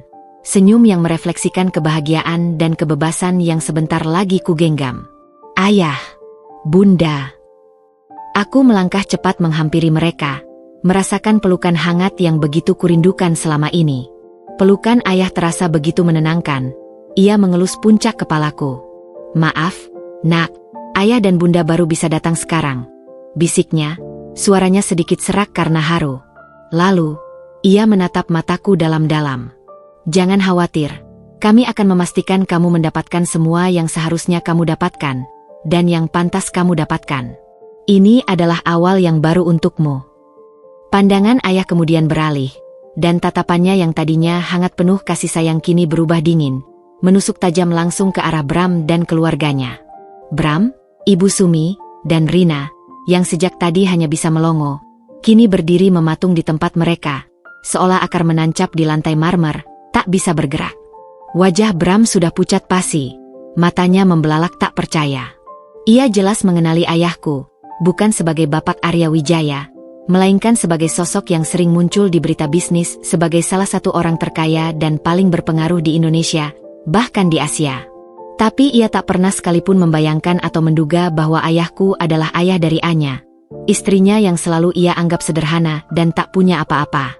Ibu Sumi, yang tadinya bersikap angkuh dan pongah, kini matanya membelalak tak percaya lebih lebar. Rahangnya sedikit terbuka, menganga tak mampu berkata-kata. Tidak mungkin. Gumamnya, suaranya serak, nyaris tak terdengar, seolah ada yang mencekik tenggorokannya.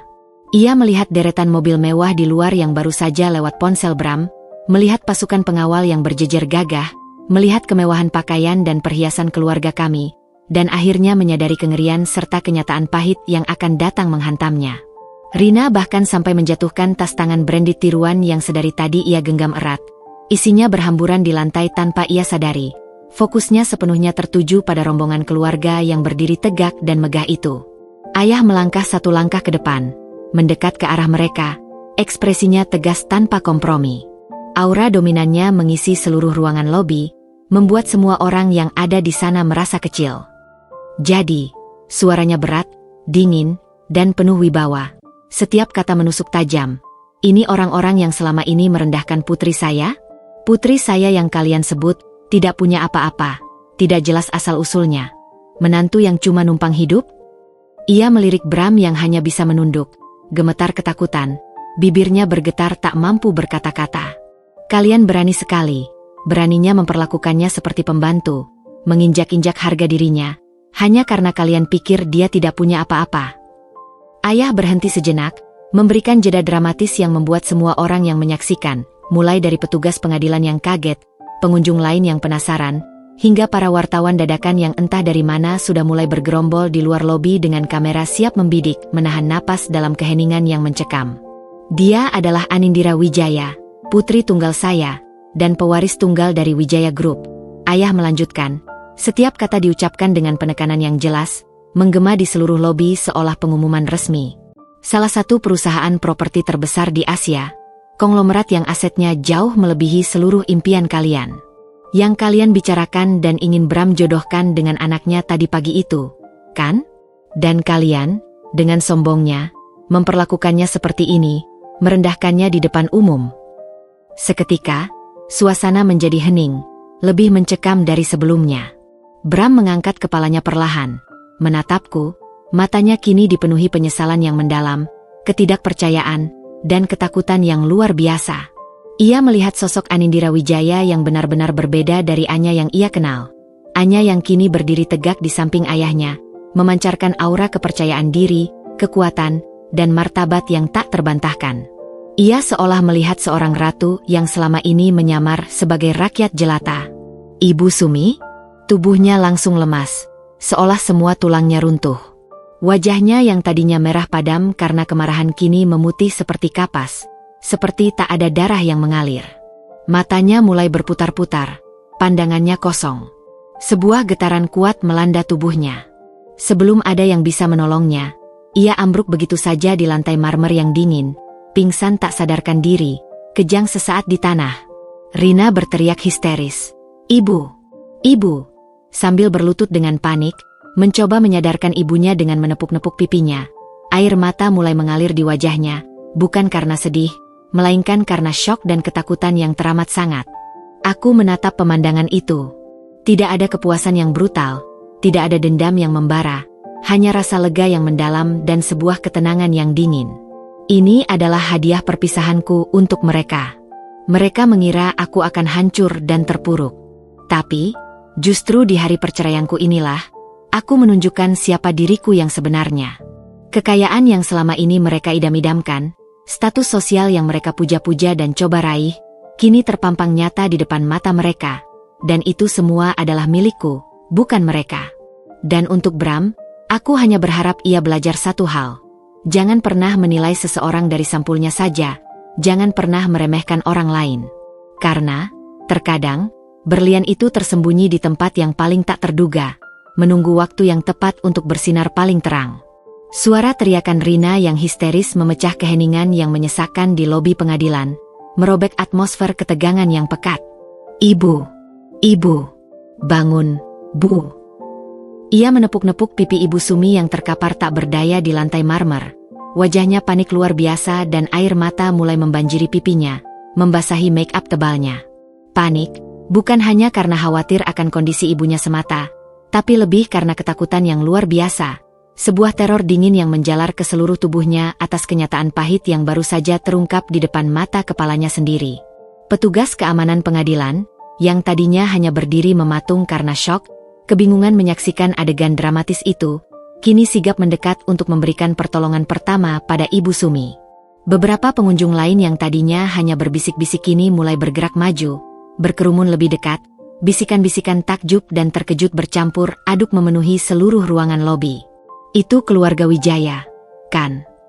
Ya ampun, jadi dia itu anak Bapak Arya Wijaya. Pantas saja mobilnya begitu banyak dan mewah. Bram masih berdiri mematung, tubuhnya gemetar hebat dari ujung kepala hingga ujung kaki. Matanya terus menatapku, memancarkan campur aduk emosi yang tak bisa dijelaskan. Penyesalan yang mendalam atas perbuatannya dan kebisuan yang telah ia tunjukkan. Rasa malu yang teramat sangat karena semua rahasia ini terbongkar di depan umum, dan ketidakpercayaan yang mencengangkan, seolah ia sedang menyaksikan adegan dari film science fiction yang tak masuk akal. Ia melihat, Anya yang sederhana, kini berdiri tegak, memancarkan aura kepercayaan diri yang luar biasa, diapit oleh kedua orang tuanya yang memancarkan aura miliaran dolar, dikelilingi oleh pasukan pengawal pribadi berbadan tegap. Otaknya berusaha keras memproses informasi yang baru saja ia terima, yang menghantamnya seperti palu godam. Bahwa istrinya yang selama ini ia remehkan, ia anggap tak berharga, dan ia biarkan diperlakukan semena-mena, adalah putri dari Arya Wijaya, nama yang selalu ia dengar dalam daftar orang terkaya di majalah bisnis dan berita ekonomi. Sosok yang ia puja-puja keberhasilannya. Mimpi buruk macam apa ini yang terasa begitu nyata? Bram, jangan diam saja. Tolong ibu. Rina berteriak histeris, menyadarkan Bram dari lamunannya yang mengerikan. Bram tersentak, seperti terbangun dari mimpi buruk. Ia lalu berlutut di samping ibunya, wajahnya sama paniknya dengan Rina. Ia mencoba mengangkat tubuh ibunya yang lunglai, namun tangannya gemetar, terlalu syok dan lemah untuk melakukannya dengan baik. Ayah melangkah maju, tatapannya dingin dan tajam menusuk langsung ke relung hati Bram, seolah membaca semua pikiran dan penyesalannya. Kau yang selama ini meremehkan putriku. Suaranya rendah, namun menggelegar di tengah keramaian yang perlahan mulai mereda. Kau biarkan dia diperlakukan seperti itu? Kau pikir kami tidak tahu apa yang terjadi di rumahmu selama ini? Kau pikir kami buta dan tuli? Bram mengangkat wajahnya, menatap ayahku dengan tatapan memohon yang putus asa. Air mata mulai mengalir di pipinya. Om Arya. Saya sungguh tidak tahu, Om. Saya bersumpah saya tidak tahu kalau Anya adalah putri Om Arya. Saya minta maaf sebesar-besarnya, Om. Suaranya tercekat, penuh penyesalan. Tidak tahu. Bunda menyela, suaranya lembut namun penuh ketegasan, menusuk langsung ke relung hati Bram seperti jarum es. Seorang suami tidak tahu bagaimana istrinya diperlakukan di rumahnya sendiri? Atau kau memang sengaja membiarkannya, Bram? Karena kau menikmati posisimu yang nyaman itu? Menikmati ketika istrimu dianggap seperti pembantu rumah tangga dan dicemooh oleh ibu serta kakakmu. Bram tertunduk. Kata-kata bunda seperti tamparan keras yang tak tertahankan di wajahnya. Ia tak bisa membantah. Semua yang diucapkan bunda adalah kebenaran pahit yang tak terhindarkan. Ia tahu ia bersalah. Ia pengecut. Rina, yang kini berhasil sedikit menyadarkan Ibu Sumi yang masih linglung, tiba-tiba berdiri dan menunjukku dengan jari gemetar. Ini semua salah dia. Dia yang sengaja menyembunyikan identitasnya. Dia yang membohongi kami semua. Dia ini penipu. Suaranya melengking, berusaha mencari kambing hitam, mengalihkan kesalahan dari diri mereka. Paman Surya, yang berdiri di samping ayah, maju selangkah, ekspresinya garang. Tatapannya menusuk Rina, membuat wanita itu menciut. Berhenti menyalahkan orang lain atas kebodohan dan keserakahan kalian sendiri. Putri kami datang ke sini dengan tulus, tanpa embel-embel, mencoba merasakan hidup sederhana dan mencari cinta sejati. Kalianlah yang mata duitan, yang hanya melihat orang dari harta. Jangan kira kami tidak punya laporan lengkap tentang semua perbuatan kalian selama ini, setiap hinaan dan cemoohan yang kalian lontarkan. Kami tahu semuanya. Wajah Rina langsung memerah padam, namun ia tak berani membalas lagi.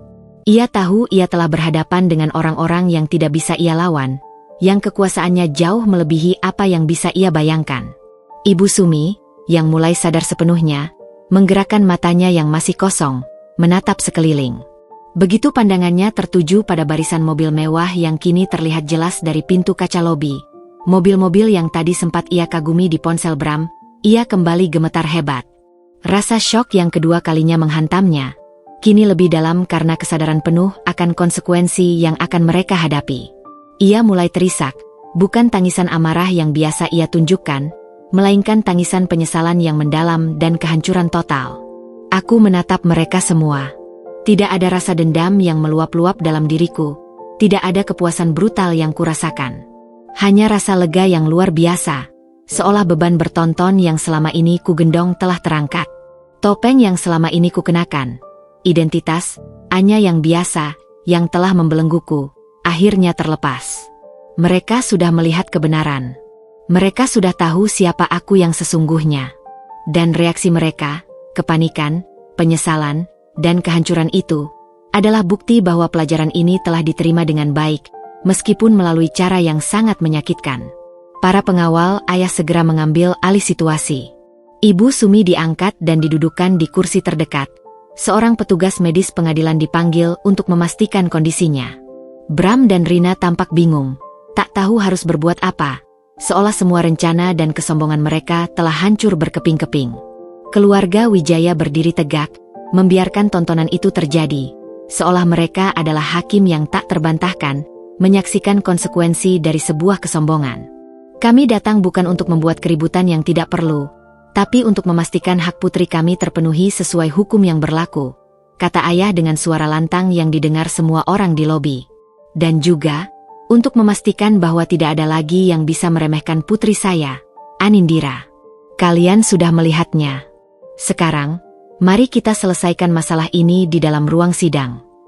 Kekacauan di lobi pengadilan berhasil dikendalikan oleh tim pengawal ayah. Ibu Sumi yang masih syok akhirnya berhasil disadarkan oleh Bram dan Rina, meski wajahnya tetap pucat pasi dan tatapannya kosong. Mereka bertiga didudukan di sebuah kursi di sudut, tampak terpojok dan malu. Bisikan-bisikan dari pengunjung lain dan jepretan kamera dari wartawan yang entah datang dari mana, membuat suasana semakin tidak nyaman bagi mereka. Ayah, Bunda, Paman Surya, dan Bibi Indah mendampingiku masuk ke ruang sidang. Langkah kami mantap, penuh keyakinan. Di dalam, hakim sudah menunggu. Pengacara Bram, seorang pria parubaya yang tampak gugup, sudah duduk di tempatnya. Melihat rombongan keluargaku, wajahnya langsung tegang. Sidang dimulai dengan formalitas yang biasa. Namun, ada aura yang berbeda. Hakim, yang biasanya tenang, sesekali melirik ke arah keluarga Wijaya yang duduk di bangku paling depan. Mereka jelas merasakan tekanan dari kehadiran ayah. Ketika giliran Bram berbicara, suaranya lemah dan bergetar. Saya menyesal, Yang Mulia. Saya telah banyak mengecewakan istri saya. Ia melirikku dengan tatapan penuh penyesalan yang mendalam. Penyesalan itu nyata. Aku bisa merasakannya. Tapi terlambat. Terlalu banyak luka yang sudah terukir. Pengacara Bram, setelah berbisik-bisik dengan Bram, mencoba mengutarakan permintaan damai. Yang Mulia, klien kami berharap bisa menyelesaikan masalah ini secara kekeluargaan. Mengingat ada kesalahpahaman. Ayahku langsung menyela dengan tenang namun tegas. Tidak ada kesalahpahaman, Yang Mulia. Yang ada adalah perlakuan merendahkan dan tidak adil yang diterima putri saya selama bertahun-tahun. Kami tidak akan menarik gugatan. Kami hanya ingin perceraian ini disahkan secepatnya, tanpa kompromi. Kata-kata ayahku membuat suasana makin tegang. Bram semakin menunduk, tak berani menatap siapapun. Pengacara Bram tampak serba salah, tak bisa membantah.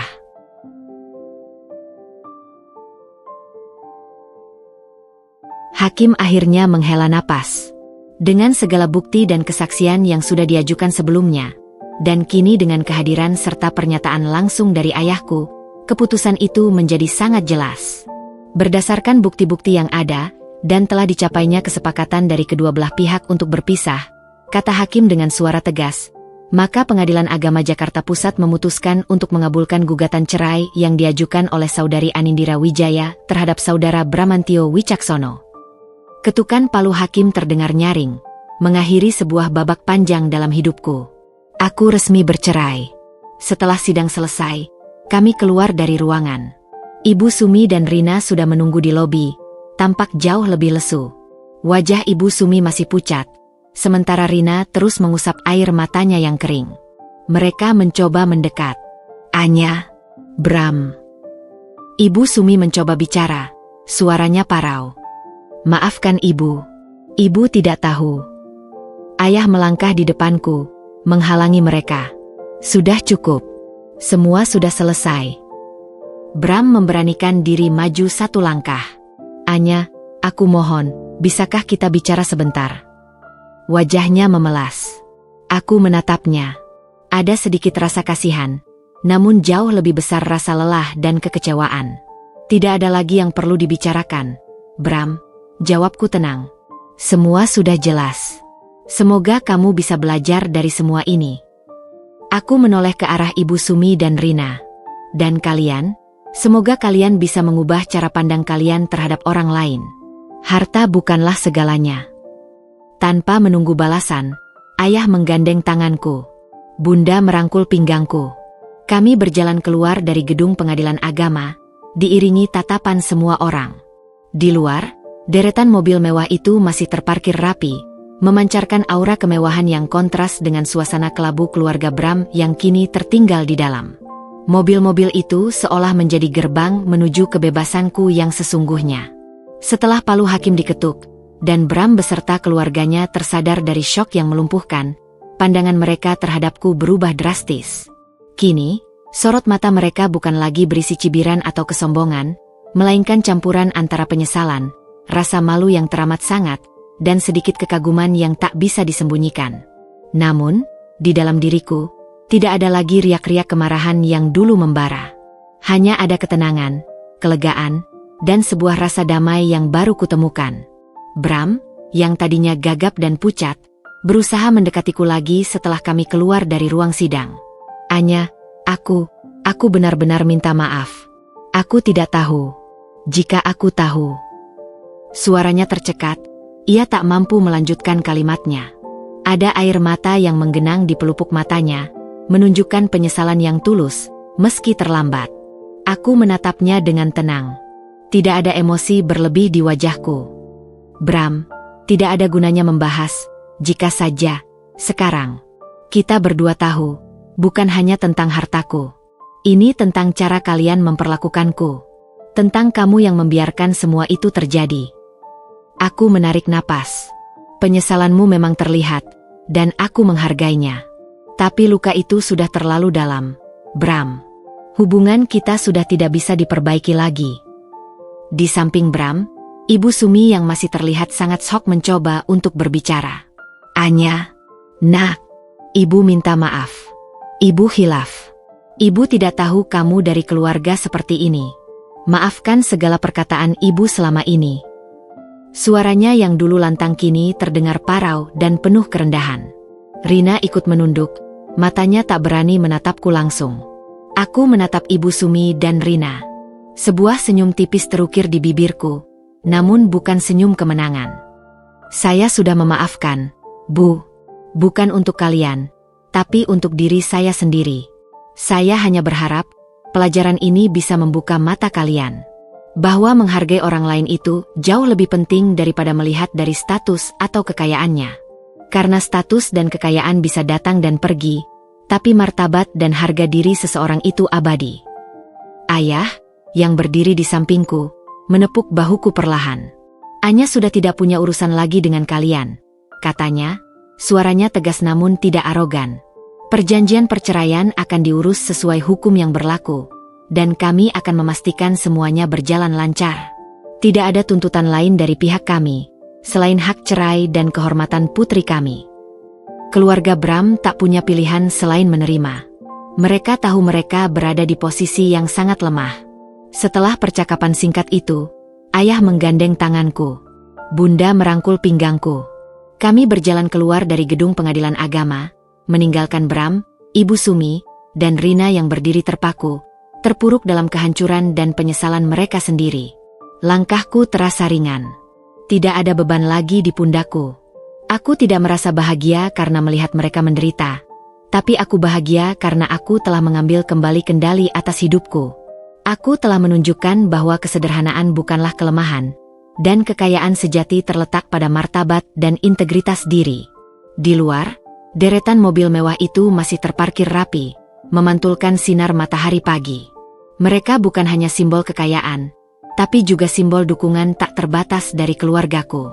Aku naik ke Rolls-Royce Phantom milik ayah, merasakan jok kulit yang lembut di bawahku. Udara segar yang masuk melalui jendela terasa seperti napas kebebasan. Aku telah menutup babak paling pahit dalam hidupku, dan siap membuka lembaran baru, sebagai Anindira Wijaya yang utuh dan kuat. Perceraian dengan Bram, yang dulu terasa seperti akhir dunia dan jurang tak berdasar yang siap menelanku, kini terbukti menjadi gerbang emas menuju kebebasan sejati dan penemuan diri. Begitu pintu Rolls-Royce ayah tertutup di belakangku, memisahkan diri dari hiruk-pikuk pengadilan agama dan tatapan keluarga Bram yang hancur, seolah sebuah tirai telah ditarik pada babak kelabu dalam hidupku. Udara segar Jakarta yang masuk melalui jendela terasa seperti napas baru yang mengisi paru-paruku, membawa serta aroma harapan, potensi tak terbatas, dan kesempatan kedua. Aku tidak langsung kembali ke rumah mewah keluargaku di kawasan elit Menteng yang luas dan penuh kenangan masa kecil.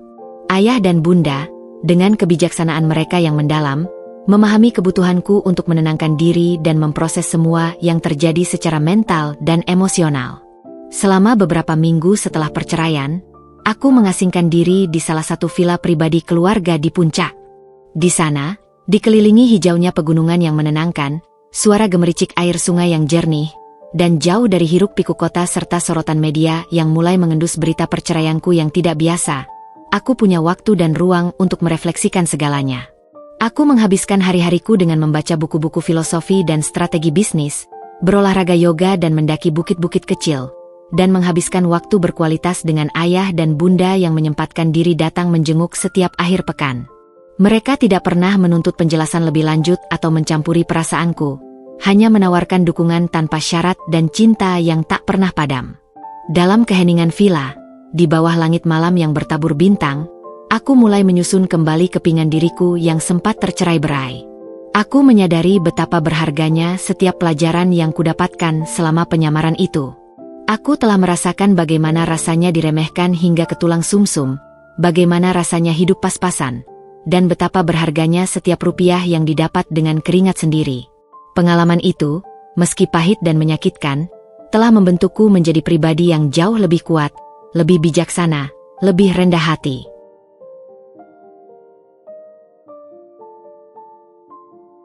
dan lebih menghargai setiap aspek kehidupan. Setelah merasa cukup pulih dan jiwaku kembali utuh, aku kembali ke Jakarta, siap untuk babak baru yang menanti.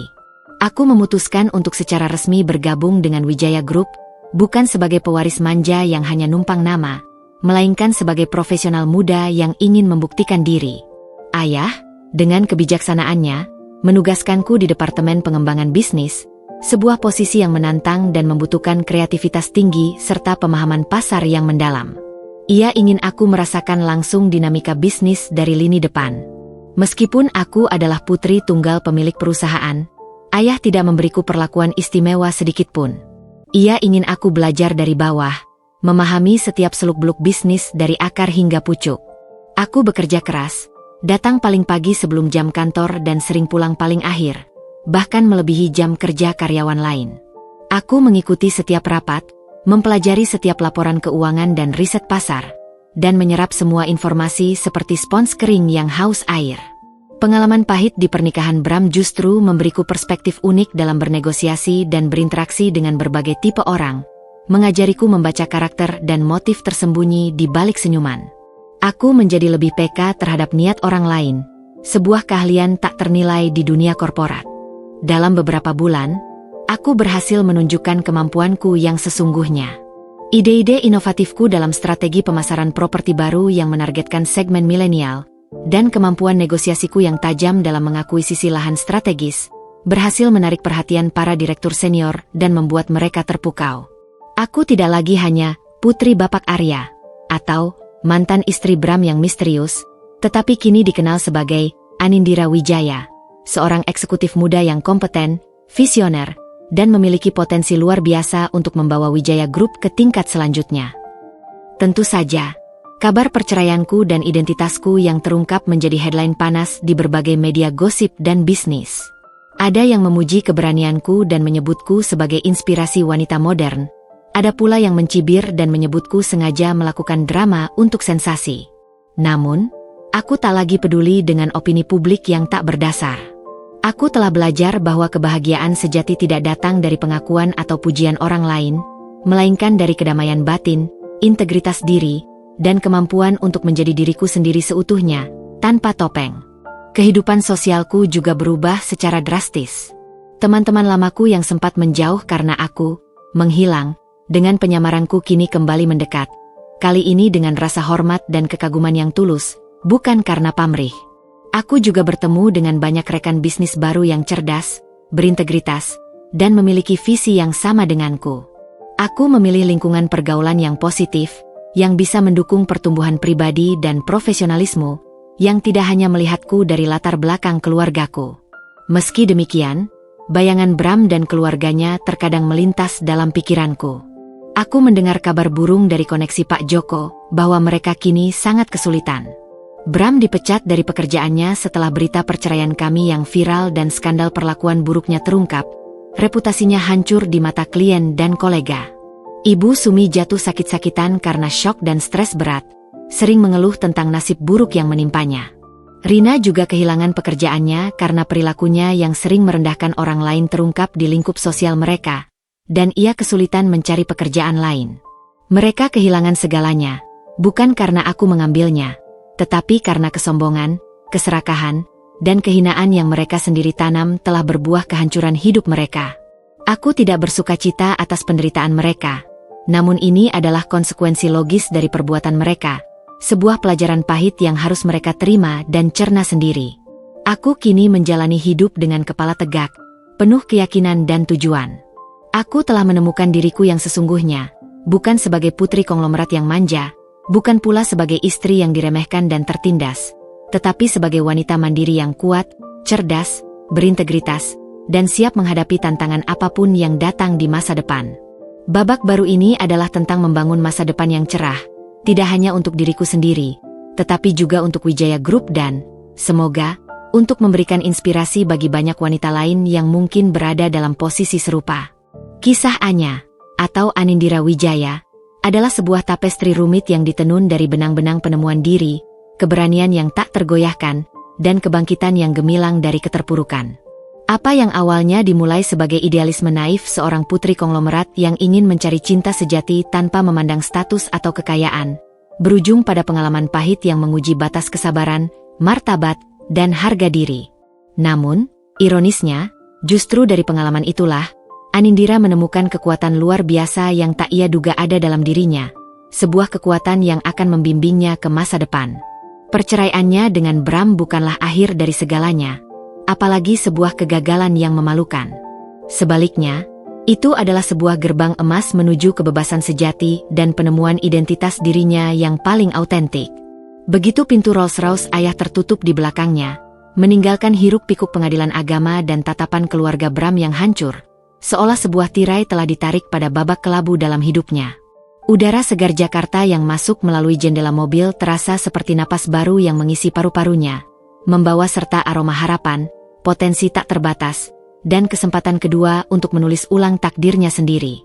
Anindira tidak lagi bersembunyi di balik nama Anya yang biasa-biasa saja.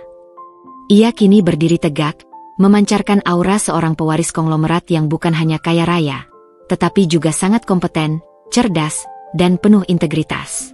Pengalaman diremehkan justru memberinya sudut pandang yang unik dan berharga dalam menghadapi dunia bisnis yang keras dan kehidupan yang kompleks. Ia tidak hanya memahami seluk-beluk angka dan strategi, tetapi juga nilai kerendahan hati, kerja keras sejati, dan pentingnya menghargai setiap individu, terlepas dari latar belakang sosial atau status ekonomi mereka. Ia belajar bahwa kekuatan sejati tidak terletak pada seberapa banyak yang kau miliki, tetapi pada seberapa banyak yang kau berikan dan seberapa teguh kau berdiri pada prinsipmu. Keluarga Wijaya, sebagai fondasi terkuat dan tak tergantikan dalam hidupnya, menjadi bukti nyata bahwa dukungan dan cinta sejati adalah harta yang tak ternilai harganya. Mereka tidak pernah meninggalkannya, bahkan saat Anindira memilih jalan yang sulit dan tak terduga dalam penyamarannya. Kehadiran mereka di hari persidangan bukan sekadar unjuk kekuatan finansial, melainkan sebuah pernyataan tegas dan dukungan moral yang tak terhingga, penegasan bahwa Anindira tidak sendirian, dan bahwa martabat serta harga dirinya adalah hal yang tak bisa ditawar, dilindungi dengan segala daya dan upaya. Di sisi lain, keluarga Bram menghadapi konsekuensi langsung dari kesombongan dan keserakahan mereka yang telah mengakar. Penyesalan yang datang terlambat, kehancuran reputasi yang telah mereka bangun dengan susah payah, dan kesulitan finansial yang kini mereka derita adalah pelajaran pahit yang harus mereka telan. Ini bukan tentang balas dendam brutal dari Anindira, melainkan tentang hukum karma yang berlaku universal. Setiap perbuatan, baik atau buruk, akan menuai hasilnya pada waktunya. Mereka kehilangan segalanya, bukan karena direbut oleh Anindira, tetapi karena kesombongan dan cara mereka memperlakukan orang lain telah menghancurkan fondasi hidup mereka sendiri. Anindira Wijaya kini menjalani hidup dengan penuh makna, tujuan, dan integritas. Ia bukan lagi gadis yang hanya mencari cinta atau pengakuan. Ia adalah seorang wanita karir yang cemerlang, inovatif, dan berdedikasi tinggi terhadap pengembangan Wijaya Group dan proyek-proyek sosialnya. Ia adalah seorang putri yang bangga akan keluarga dan warisannya, dan seorang individu yang telah menemukan jati dirinya seutuhnya, bebas dari belenggu ekspektasi dan penilaian dangkal. Pengalaman pahit di masa lalu menjadi fondasi yang kokoh untuk membangun masa depan yang cerah, penuh integritas, dan penuh dengan kesempatan baru yang tak terbatas. Kisah Anindira menjadi sebuah pengingat yang kuat bahwa terkadang, untuk benar-benar bersinar dan mencapai potensi penuh kita harus berani melewati kegelapan dan menghadapi bayangan masa lalu, dan bahwa harga diri adalah mahkota yang tak boleh dilepas atau diinjak-injak oleh siapapun. Ini adalah akhir dari satu bab, dan awal dari babak baru yang lebih gemilang bagi Anindira Wijaya.